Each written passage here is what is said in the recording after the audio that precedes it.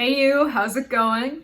All right, as promised, I have two reviews for the Marvels. So before we get started, I just want to raise awareness on what's going on in Palestine and Gaza. And you might be wondering, what does it have to do with this video? So I bought early tickets, and this was before I had learned that Disney has been funding $2 million to the Israeli Defense Fund, and I'm regretting it. And the reason why I'm telling you this is because with reviews comes influence, and I want to use my platform for the right reasons. So I do feel guilty that that's what my money is going towards. In fact, like most of the purchases that we make on a day-to-day basis, you would be surprised, would be going to fund the mass genocide that is happening in Palestine and Gaza. More than half of the people living in Gaza right now are children, and it is important that our government calls for a ceasefire. And I would hate to see our tax dollars be put to murder these children. And it's not just children, it's women, it's men. And the Palestinians, they are indigenous to their land.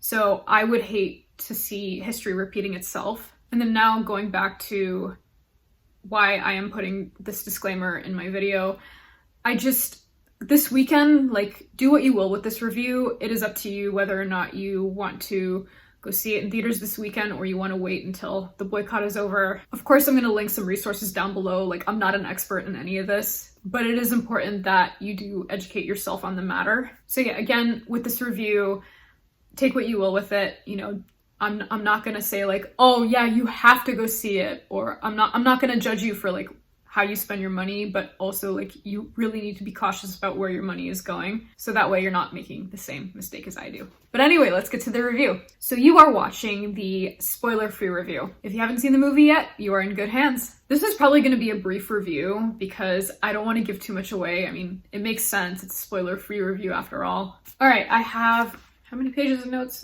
I got, wow, 4 pages of notes. Okay, so first things first, shout out to the director, Nia DaCosta, a Black woman, directed an MCU movie. In terms of directing, she did a great job executing the plot forward. Oh, and shout out to Monica because Monica is Black girl magic. Of course, Miss Marvel, she made me so proud in this movie. Iman Vellani, she made me so proud in this movie. So in terms of Muslim representation, I think it's definitely a start. I'm not going to say like, wow, this is the best Muslim representation I've ever seen. No, it's an excellent start. And if you are a Muslim Marvel fan, I think you're going to enjoy this movie. I can't speak for Pakistanis, but I think Pakistani Muslim families, or even brown Muslim families, I don't know, I'm not brown, I'm Black. Pakistani Muslim families who enjoy going to the movies, I think they're going to enjoy this one. Kamala Khan and Iman Vellani are exactly who the MCU needs. For both the actress and the character to...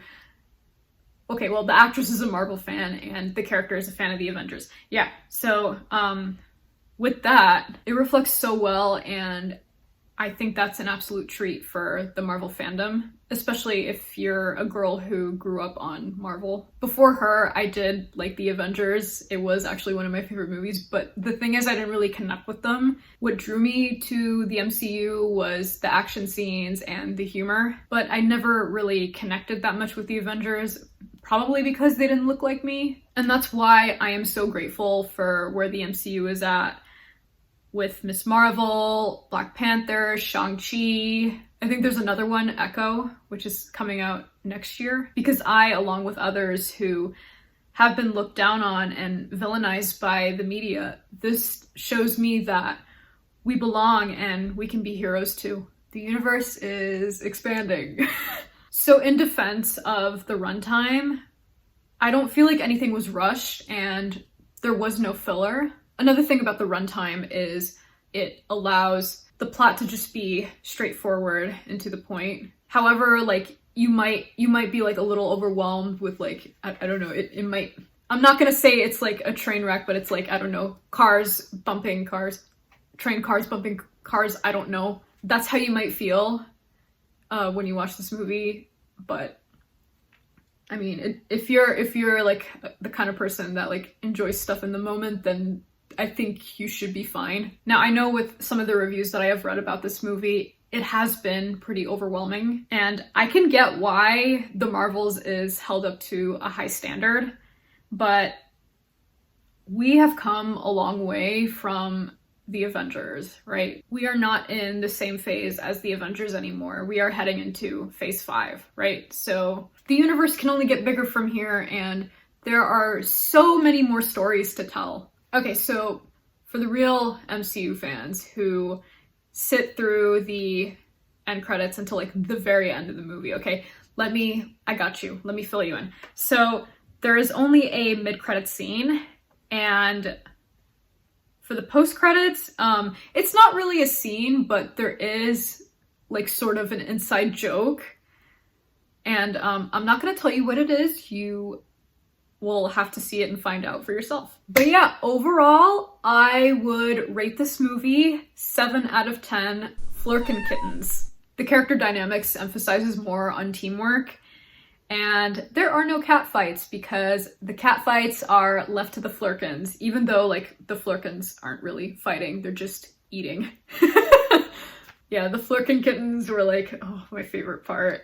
Also, because like anyone who knows me knows I love cats. I love buddy comedies, especially the action ones with female leads, such as Birds of Prey and Charlie's Angels, the one from the early 2000s with Cameron Diaz, Drew Barrymore, and Lucy Liu. So yeah, if you're a fan of those movies, I think you might like The Marvels as well, and The Marvels takes more of like a wholesome approach. This movie got it right in terms of diversity and representation, and after the strike ending, that just makes it even more refreshing. I could critique this movie some more, but I don't want to spoil this movie for anybody.